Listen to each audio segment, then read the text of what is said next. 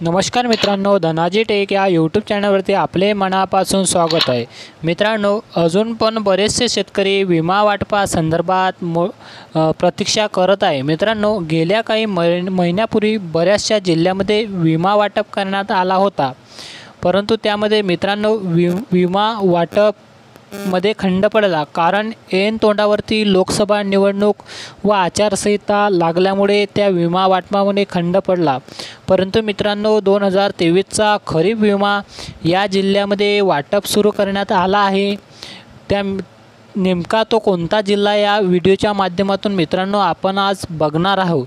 त्याआधी मित्रांनो, आपण जर या चॅनलवरती व या व्हिडिओवरती पहिल्यांदा आला असाल तर व्हिडिओला लाईक करा आणि चॅनलला सबस्क्राईब करा आणि बेल आयकन प्रेस करा, म्हणजे आपल्याला नवनवीन व्हिडिओ या चॅनलच्या माध्यमातून दररोज आपल्याला मिळत राहतील। तर चला मित्रांनो, आता विमा वाटपासंदर्भात कोणत्या जिल्ह्यामध्ये हा विमा वाटप करण्यात आला आहे ते आज या व्हिडिओमध्ये बघूया।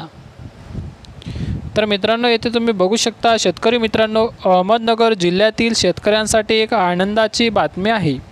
राज्यातील इतर जिल्ह्याप्रमाणे दुष्काळ आणि इतर नैसर्गिक आपत्तीने होरपळलेल्या अहमदनगर जिल्ह्यातील शेतकऱ्यांना आता पीक विम्याचे वाटप सुरू झाले आहे।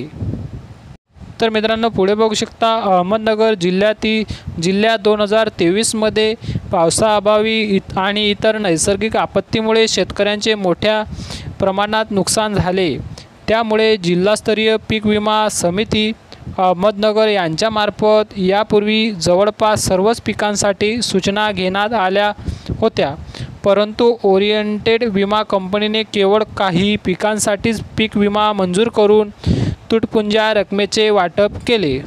तर मित्रांनो, आता अहमदनगर जिल्ह्यातील ओरिएंटेड इन्शुरन्स कंपनीने दिलेल्या तारखेनुसार 1 जूननंतर शेतकऱ्यांच्या खात्यावर पीक विमा वितरित केला जाईल।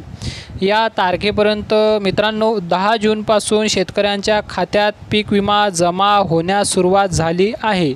तर मित्रांनो, 37,902 शेतकऱ्यांना 10,75,00,00,000 रुपये स्त्रोताद्वारे वितरित केले जातील। तर